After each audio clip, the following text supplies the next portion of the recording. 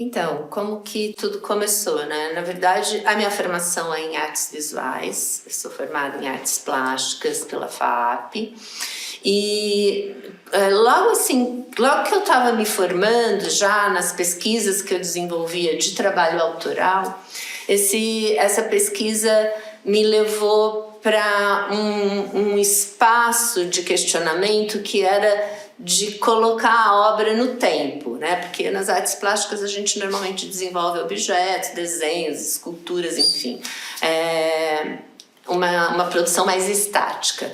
E eu fiz uma exposição na Capela do Morumbi em 1995, e depois dessa exposição para mim ficou claro assim que eu tinha que fazer uma coisa que tivesse no tempo, né? E até então eu não tinha o conhecimento da história da arte cinética, porque na faculdade eu não tinha acesso, não tivemos acesso a isso. Então eu comecei a pesquisar por mim mesma uns objetos que mexiam e tal, e eu participei do primeiro projeto temporada que teve no Paço das Artes, em 1997, já com um objeto que era uma apropriação de um objeto de camelô, de pilha, que mexia, e aquilo era totalmente analógico, não tinha nada de digital, mas já tinha um movimento, né? O trabalho, suador e sugador, eram uns trabalhos com mapa, enfim. Esse trabalho depois foi selecionado para o primeiro Rumos do Itaú, logo que junto eu comecei o FAO. Então, esse processo ele foi se dando, e a gente está em 96, quando foi em 97 eu tive o primeiro computador na minha casa. E esse computador praticamente ele chegou para resolver documentos, textos, né? Era basicamente isso. E em seguida veio a internet, já de escada, e aí aquilo foi abrindo espaços para exploração, né? E eu já trabalhava junto com o Ricardo Barreto, que era meu professor na FAP, e a gente tinha um grupo de estudos que ele liderava, e a gente desenvolvia coisas, lia Deleuze, Pierre Levy, começou a pensar, né, esse mundo virtual como potência e tal, e a gente começou a entrar na internet e a desenvolver trabalhos em HTML. Então, o primeiro trabalho autoral que foi desenvolvido com a tecnologia foi um projeto que eu fiz junto com o Ricardo, que se chama Cyberdance, que é um projeto todo realizado em HTML pelo Netscape, que era um browser que oferecia o acesso ao código e você podia produzir as coisas gratuitamente. A gente nem tinha acesso a Dreamweaver, nada disso, era tudo feito no Netscape. A única coisa que a gente tinha nesse trabalho era que animar umas imagens, porque era uma boneca, todo o trabalho era feito em cima da combinatória dos movimentos de uma boneca que a gente fotografou membro por membro dessa boneca e animamos membro por membro através de escaneamento das imagens no Flash 1.0. Então, assim, e tudo isso para virar GIF, para poder rodar na internet, entrar no programa, na escrita do HTML e rodar nos frames, porque era uma combinatória dos membros da boneca, dos frames e da barra de rolagem dos frames. Enfim, um trabalho que depois entrou no meu mestrado, né? O meu mestrado depois foi um estudo da arte cinética, né? Do desdobramento da arte cinética a partir de uma visão de um historiador da arte, que é o Frank Popper, que era um historiador que estudou a arte cinética e depois também avançou na arte eletrônica. E aí isso tudo foi meio que se juntando. Esse trabalho do Cyberdance acabou virando o trabalho final do meu mestrado, né, a parte prática, que foi realizada aqui na ECA também, em Poéticas Visuais, com orientação do Arthur Matucci. E a partir daí a gente começou a mostrar esse trabalho, a gente tentou, vamos mandar para salão e tal. Só que o formato que tinha projeto de temporadas, rumos, não batia com esse projeto, né? Mas teve um evento no Itaú que aconteceu no final da década de 90 que se chamou Invenção, que era um evento meio em parceria até com o IZEA, o AISIA, né? E a gente apresentou a parte teórica desse trabalho. E nesse momento a gente encontrou uma comunidade, né, de pessoas que estavam trabalhando também nesse sentido. E a partir daí, o Ricardo e eu, a gente começou, nossa, mas a gente tem que fazer um evento, alguma coisa que mostre esses trabalhos. Então, agora a gente pode fazer na internet, não tem que ter intermediário, não tem que ter instituição, não tem que ter nada. Vamos lançar essa proposta. Enfim, então foi aí que, inclusive, surgiu o FAIO.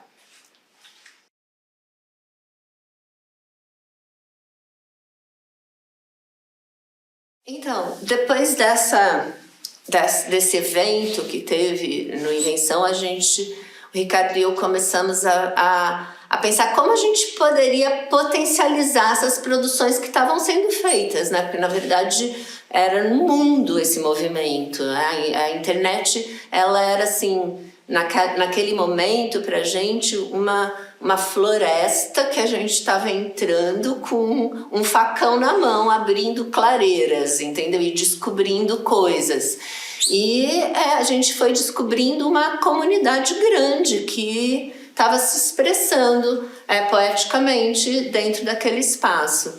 E aí a gente pensou, vamos criar um evento, né, mesmo que seja online, que a gente crie uma espécie de um arquivo desses projetos, entendeu? E aí surgiu o nome FAIO, que é o nome ícone de todo o computador ali, onde você guarda tudo que vai acontecendo. E a gente falou assim, mas FAIO em inglês, como que a gente vai fazer? Tem que ter um nome em português também, como que a gente vai fazer o nome? Aí a gente fez Festival Internacional de Linguagem Eletrônica. Entendeu? Mas, na verdade, para preencher o nome FAIO, que na época surgiu como uma ideia de um arquivo das manifestações estéticas daquele momento que eram produzidas para a internet.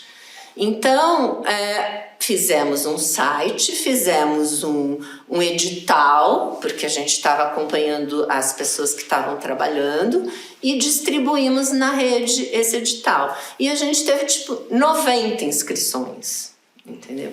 E aí a gente falou, nossa, agora vamos fazer uma exposição, né? Porque tudo bem, é online, tá tudo feito online, e as pessoas questionavam, mas se ela tá online, por que precisa estar no espaço expositivo?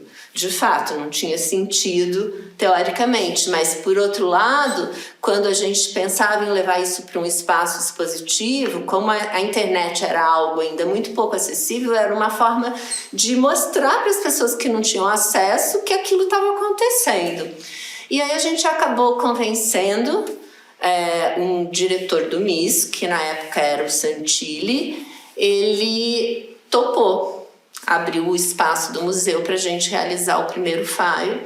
E foi uma aventura, porque assim, a gente não tinha nenhum computador, a gente não tinha cabo, a gente não tinha internet, a gente não tinha plug, e o MIS também não tinha nada. Então, como que a gente vai fazer isso? Né? Enfim, então a gente se organizou, conseguimos apoio da Apple, conseguimos montar todo aquele arsenal. E as pessoas que se inscreveram enviaram os trabalhos em disco rígido, porque como a gente não podia confiar na internet, a gente instalava os trabalhos no computador, mesmo que fosse um trabalho de internet. Então, a exposição acontecia independente da internet. E também não tinha só trabalho de internet, tinham muitos CD-ROMs. Eram CDs maravilhosos, eram trabalhos incríveis. E esses trabalhos foram instalados nos computadores, que na época a gente conseguiu uma série de Apple incrível, uns iMacs maravilhosos, era o objeto de desejo da época, e a gente fez o primeiro FAIO no Museu da Imagem e do Som, e o segundo também no Museu da Imagem do Som, e depois a gente foi para o Paço das Artes. Aí a gente já tinha algumas coisas que saíam da internet, entendeu? Começou a ter umas projeções, e também a gente não tinha patrocínio, a gente não tinha verba, a gente não tinha estrutura, mas a gente inventava. Se não tinha tela para projetar, a gente projetava no lençol, entendeu? A gente inventava. Sei que a exposição acontecia, e a gente, em 2003, fizemos a nossa primeira publicação, no Paço das Artes, a segunda em 2003, em 2004 a gente passou a realizar no SESI, e lá estamos até hoje.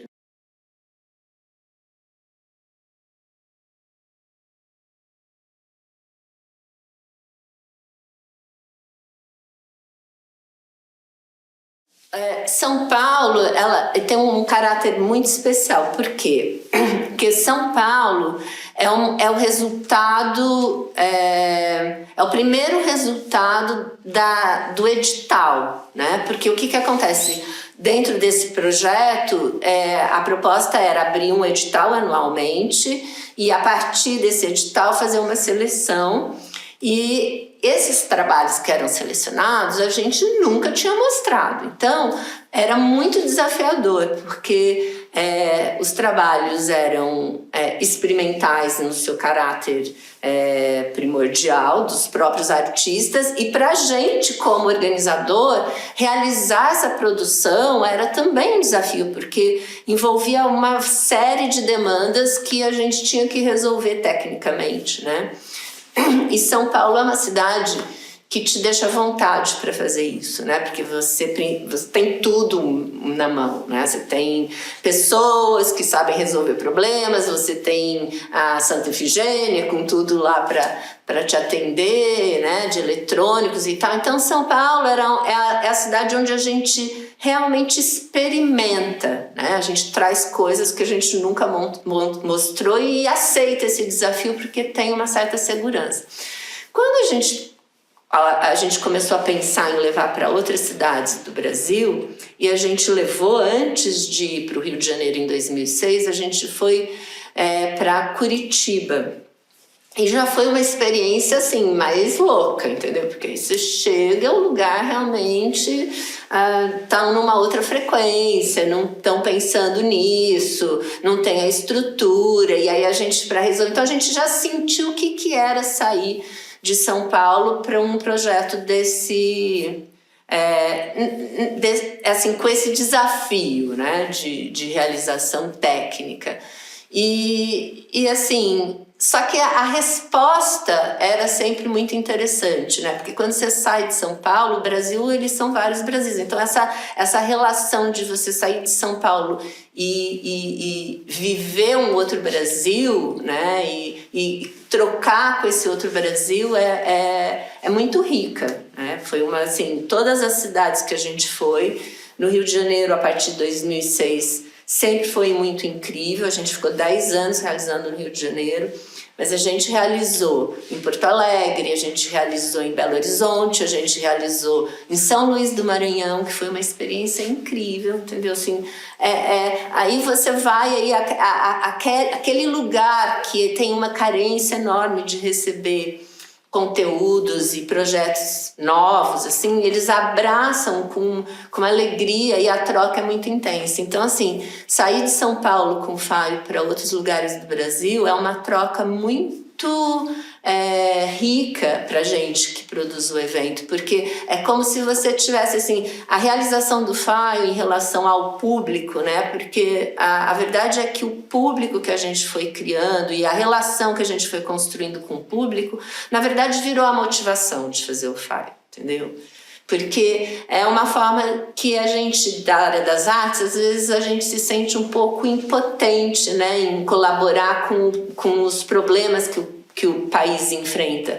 Então, esse presente, né, essa troca com o público acaba sendo uma forma de colaborar em termos de levar acesso, né, a coisas de qualidade que a gente sabe que não é fácil ver, né, e a gente consegue ver porque a gente estudou, porque a gente está antenado, porque viaja, porque tem acesso de fato. Então, compartilhar isso com o público em São Paulo e no Brasil é sempre motivador.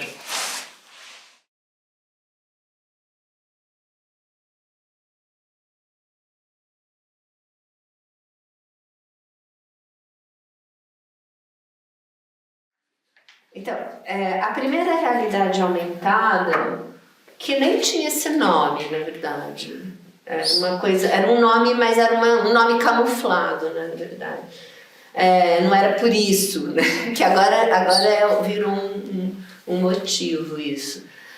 A primeira realidade aumentada e um esboço de uma realidade virtual, a gente mostrou em 2018. Em 2018 a gente mostrou uma obra que se chamava A Cidade Escalonável, que era do Sheldon Brown, que é um artista californiano.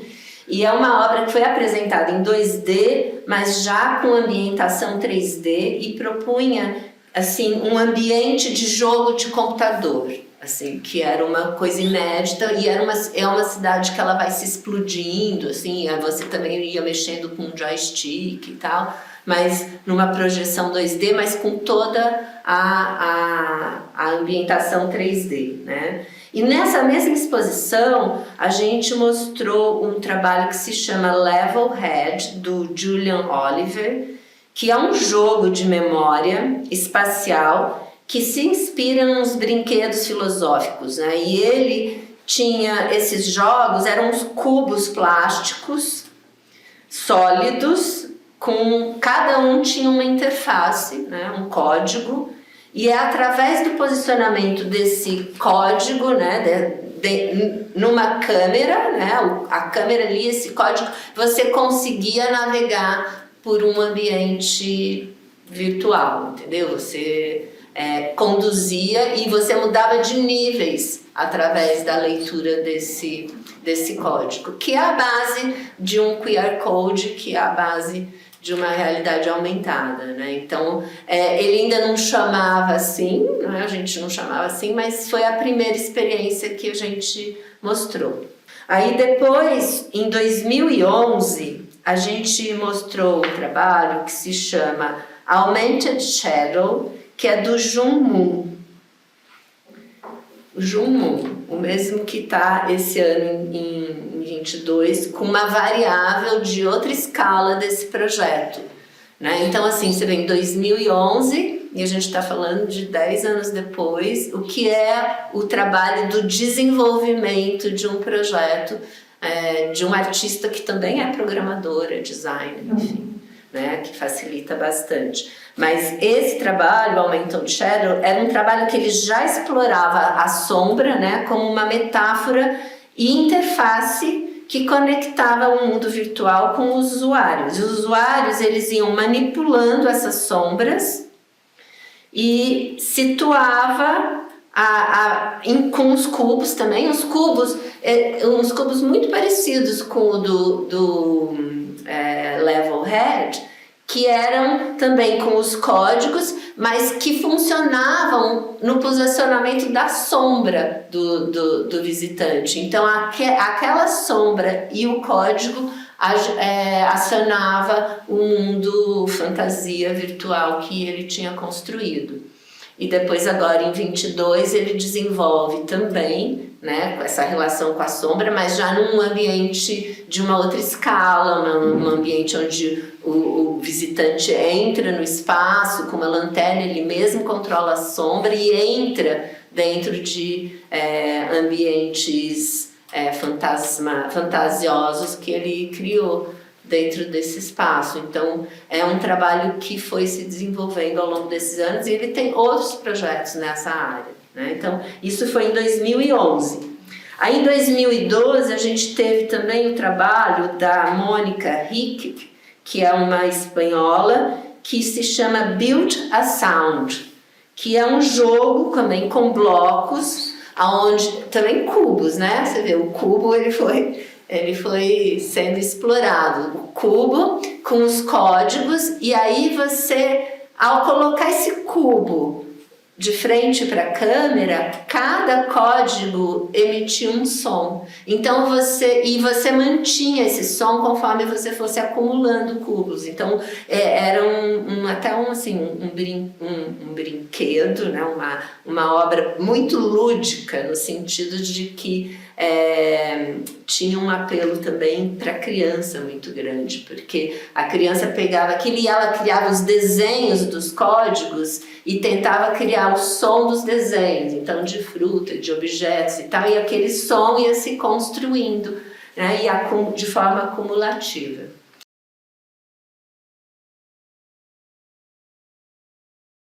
Aí a gente tem em 2014 o ArtArt, que também já vem em formato de aplicativo. Aí já não é mais essa relação com o cubo, com o código, mas já é um aplicativo que você baixa no iPad ou no celular, e através do aplicativo os objetos expostos ganham movimento. Então ele escolheu uma série de pinturas clássicas, e essas pinturas, cada uma, né, a Mona Lisa, a Mulher do Brinco de Pérola, tal, o Girassol do Van Gogh, tudo aquilo ganhava uma animação especial que a partir do momento que você via através do aplicativo. E ele também, na época, animou as ilustrações da Alice no País das Maravilhas, do Lewis Carroll. Então a gente conseguia ver num livro e nos quadros através do aplicativo. Então é o primeiro aplicativo de realidade aumentada que a gente mostrou.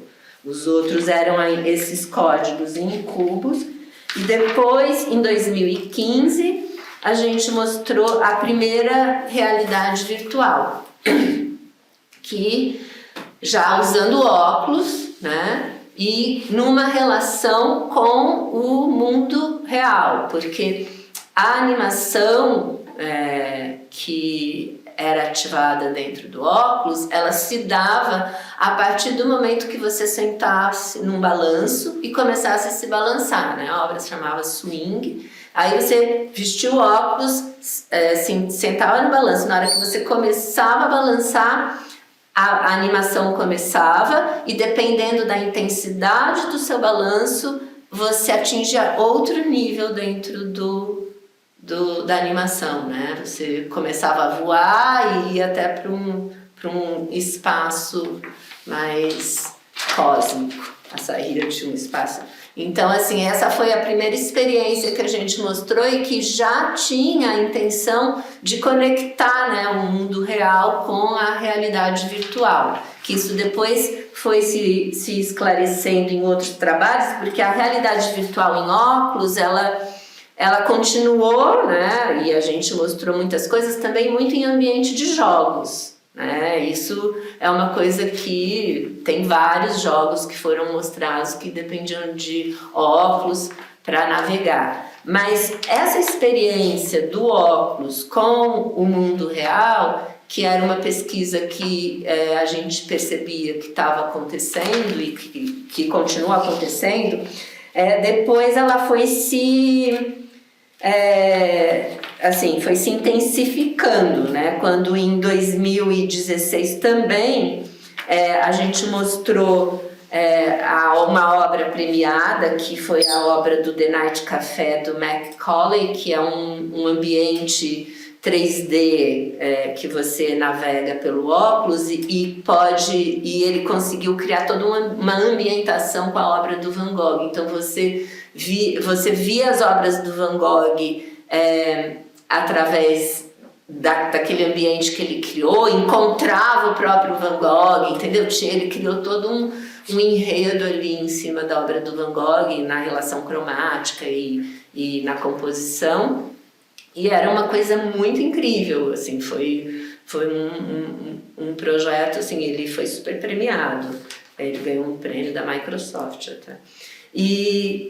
Nesse mesmo ano a gente mostrou uma outra pesquisa com realidade virtual, que aí já era uma pesquisa mais ligada à relação sensorial, né? Então, como que você entra numa realidade virtual, você escolhe se você quer ser homem ou mulher, e aí isso já criou uma situação, porque, né, enfim, é incrível nos dias de hoje ainda isso ser uma questão. E aí, quando você entrava nesse corpo, você ia para um ambiente praiano, né? Então você tomava sol e aí você sentia o calor no corpo porque estava tudo programado para isso. Você sentia o cheiro de um filtro solar, entendeu? Então, assim, tentar trazer para a realidade virtual essa dimensão sensorial, que é uma coisa que a gente perde, né? Porque você põe o óculos e você se desconecta completamente. Então como eu dou cheiro, como eu dou né, sensação para esse mundo. E esse foi o primeiro trabalho que a gente mostrou que tentou fazer isso e era uma coisa muito complexa, assim, porque para soltar esse cheiro, assim, era uma loucura, entendeu? Era se conectar a um tubo de mergulho, se cria um sistema, assim, bem complexo para o funcionamento em relação à exposição ao público, mas deu super certo, e esse trabalho do cheiro é um trabalho que os artistas desenvolveram muito, essa questão do cheiro com a realidade virtual. Isso foi em 2016. Em 2017, basicamente, o que a gente mostrou de realidade virtual foram jogos.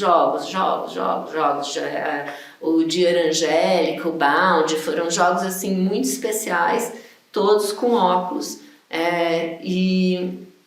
E aí já em 2018 foram muitas obras de realidade virtual, porque isso foi um crescendo, né?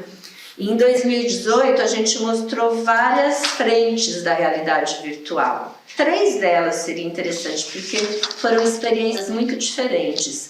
Foi a Unlimited Corridor, que é do Keigo Matsumoto, na verdade é de um grupo de um laboratório japonês, e que eles desenvolveram também essa relação do mundo real com o mundo da realidade virtual, em que você tinha que circular dentro de um ambiente circular, andando numa linha reta na realidade virtual, numa altura absurda. Então, a sensação de que você ia despencar na realidade virtual era incrível, como você realmente achava que ia despencar. Então,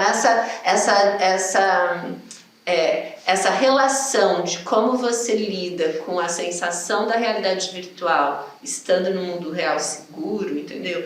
Psicologicamente falando, foi muito interessante essa experiência no espaço positivo, assim, foi uma coisa que mostrou bem que era uma pesquisa que tem muitos potenciais de se desdobrar, e que tem mesmo, e que estão se desdobrando. E infelizmente a gente esse ano não mostrou nenhuma realidade virtual, porque nesse modelo pós-pandêmico realmente não era possível mostrar óculos.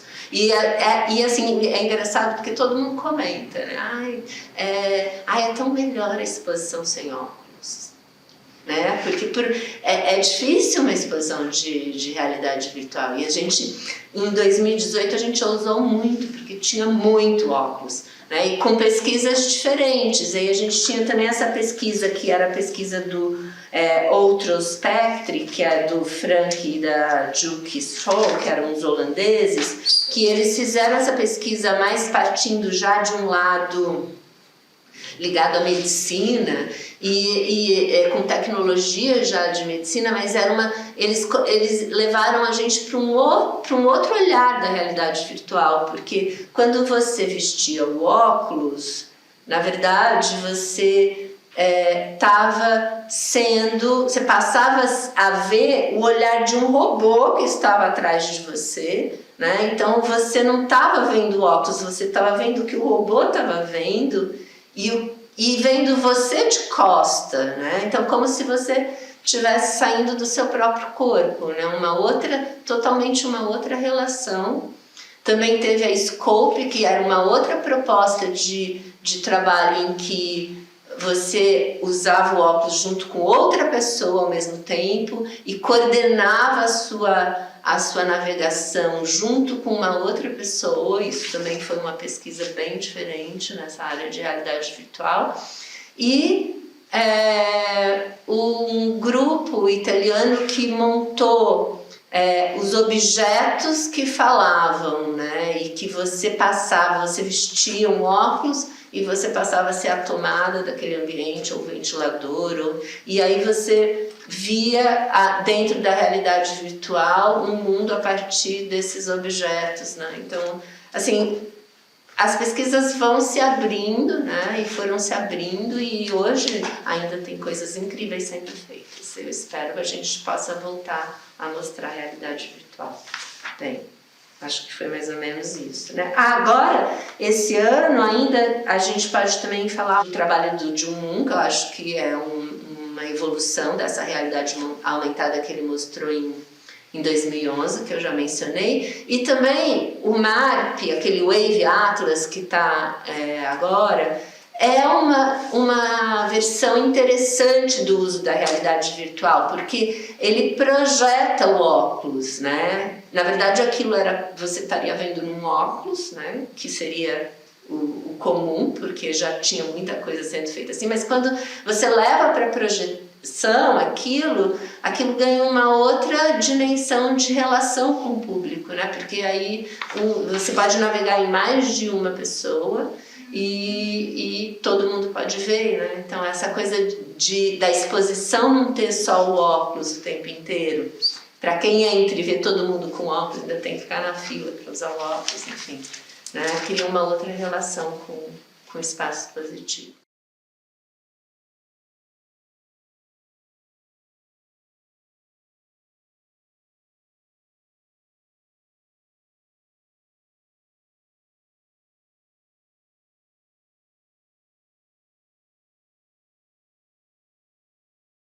Como eu falei, né, inicialmente o file era para ser um arquivo de obras e manifestações estéticas para a internet. Claro que isso se explodiu ao longo desses 20 anos, porque tudo aconteceu, as obras saíram da internet, criaram outras formas de interfaces, outras formas de exposição. E a dinâmica do edital... Até 2010, a gente recebia tudo pelo correio, envelope, ficha de inscrição, assinada, preenchida, com todos os detalhes, cópia do trabalho em disco rígido, enfim.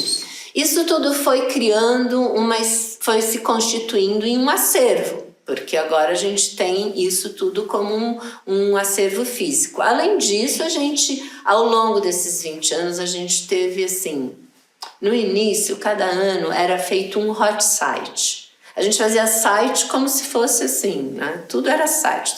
Todo ano era um novo site, era um novo design, era tudo novo. E então, assim, até 2010 a gente fez mais ou menos uns 12 websites. Inclusive, isso está documentado no livro dos 10 anos. Depois, a gente migrou para uma relação de banco de dados, né? Então, a gente integrou um site onde tudo era colocado lá a cada ano e também ali a gente recebia as inscrições. Aí a gente teve um ataque. 3 anos trabalhando nesse ambiente, a gente teve um ataque hacker e a gente perdeu tudo. Aí, então, ficou esse vazio. Aí a gente mudou de novo sistemas, montamos um sistema de inscrição independente do site e o site virou uma espécie de um grande livro, né? A gente vai colocando ali, vai colocando os anos, está tudo acumulado, mas não tinha um sistema de busca, um filtro, uma coisa que você conseguisse varrer. Então, a gente ficou assim, na época, a partir de 2012, a Gabi, que é uma pessoa que trabalhava com a gente, ela quis trabalhar essa parte física que estava sendo constituída, das fichas que chegavam, dos envelopes, do conteúdo. E ela veio fazer o mestrado na ciência da informação e ela deu uma primeira organizada nesse material. Infelizmente a Gabi morreu e a coisa ficou meio solta, então isso eu acabei retomando esse tema, né, do acervo nesse projeto de doutorado que eu estou realizando agora e trabalhando essas duas frentes, a parte física e a parte digital. A parte digital a gente optou, né, por uma ferramenta de banco de dados que é o Tainacan. E a gente começou a trabalhar junto com profissionais da área de ciência da informação para poder construir os metadados, as taxonomias e criar toda a estrutura, né, dessa arquitetura para receber as informações. Então a gente está num processo de input de dados e organizando esses dados para que eles estejam conectados entre si, então em diferentes coleções, né? Então a gente tem eventos, participantes, obras, como coleções separadas, mas que ao mesmo tempo elas estão automaticamente conectadas entre si. Então se eu entro num evento, por exemplo, do FAIO 2017, aí eu vou entrar nesse ambiente e vou ver tudo que foi realizado em 2017 e ali eu vou ter acesso já aos participantes, às obras. Aí você consegue fazer uma varredura se eu quero saber só quais são as instalações, quais são as animações que participaram daquele ano. Então, através dessas palavras-chave e dos filtros que foram construídos, você consegue criar uma curadoria dessa informação, né?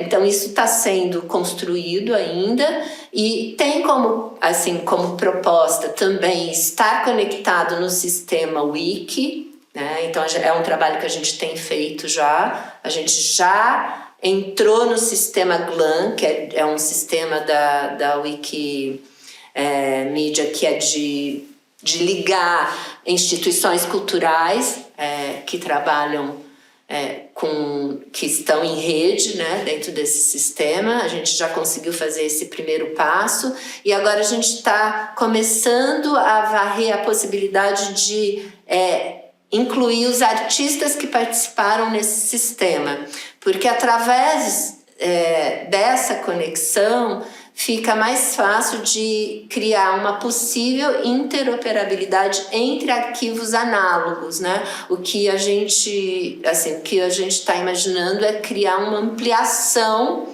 dessa informação. O que é isso? Se eu tenho uma informação dentro de um ambiente de dados, de arte e tecnologia, ou estou pesquisando uma coisa específica de um determinado artista e a obra desse artista, e isso também se dá em outros arquivos, né, da mesma área, se a gente conseguir ter isso conectado, eu acredito que isso cria uma expansão da informação e legitima ainda mais o trabalho que todo mundo faz, né?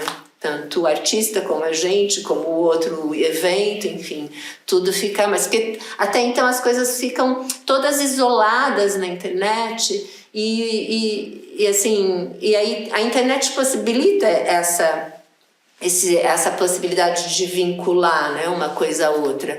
Só que tudo isso é uma demanda técnica, enfim, então isso está sendo pesquisado na parte digital e na parte física também a gente conseguiu evoluir no sentido que a gente construiu um inventário junto com uma museóloga e a gente construiu esse inventário de todos os itens que existem físicos, né, ligadas à produção de publicação, comunicação visual, camiseta, contrato, área administrativa, prestação de conta, projeto de artista, high-tech, tudo isso a gente inventariou, né, dentro de uma planilha e separou em caixas e guardou num armário customizado, que foi um projeto que a gente conseguiu um financiamento pelo PROAC.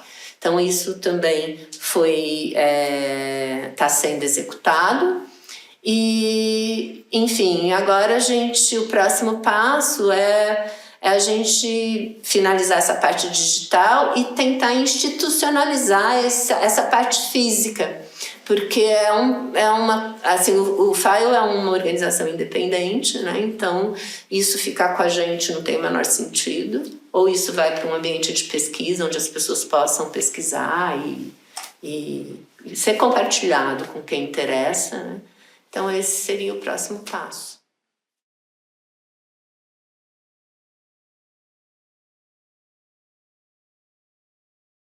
Essa pergunta, ela é bem interessante, né? Porque a gente que vem das artes visuais sabe que tem...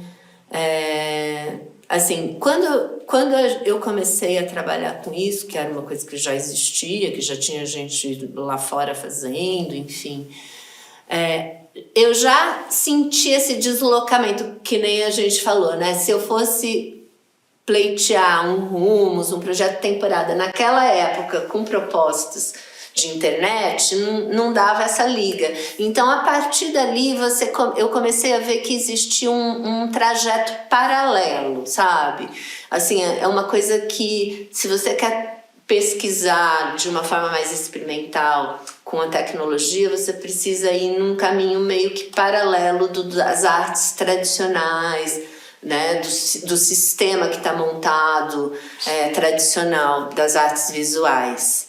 E aí você vai acompanhando isso e você vê que esse paralelo vai acontecendo justamente através de festivais, de outras formas de expor, de instituições de pesquisas que os artistas desenvolvem dentro das universidades, enfim, ou com instituições específicas ligadas à arte e tecnologia, que no mundo isso se desenvolveu muito.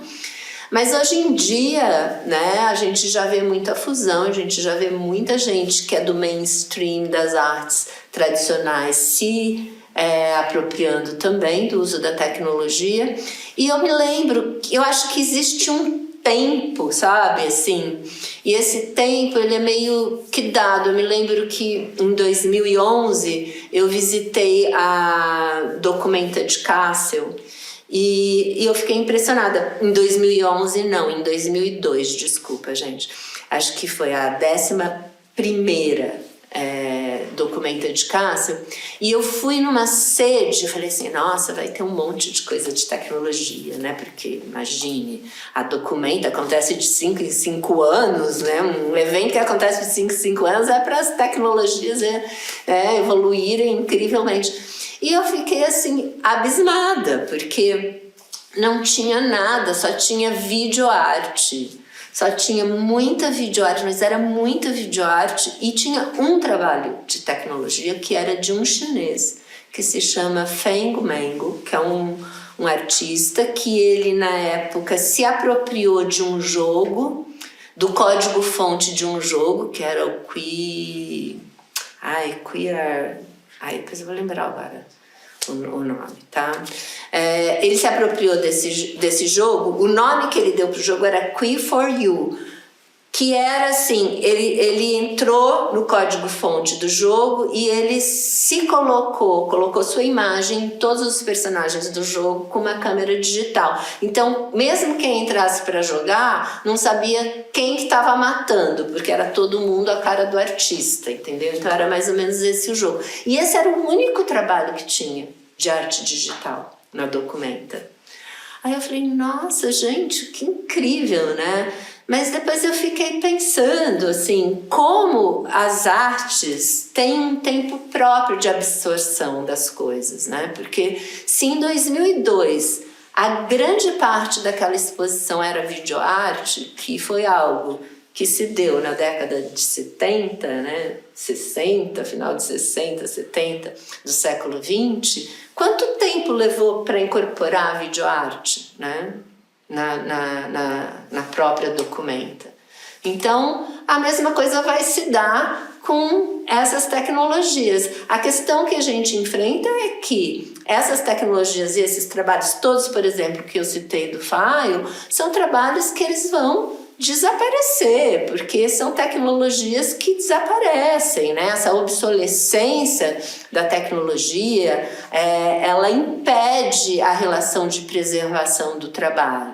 Eu sei que tem instituições que estão estudando isso, que estão se empenhando, mas é algo muito difícil na quantidade de produção que é feita, enfim. Então, é uma relação complexa, né? Mas eu acho que tem essa questão de tempo, sabe? É uma questão de tempo, porque não tem como não incorporar a tecnologia, porque ela é uma linguagem da nossa sociedade e ela é um reflexo da sociedade contemporânea, e não tem como você fazer arte ignorando a sociedade contemporânea, seja para criticar, seja para se apropriar, né? Você não tem como ignorar que a tecnologia faz parte do mundo que a gente vive para resolver problemas, para criar problemas, né? Enfim, então você tem que, de alguma forma, ter um posicionamento em relação a isso, nem que seja crítico, né?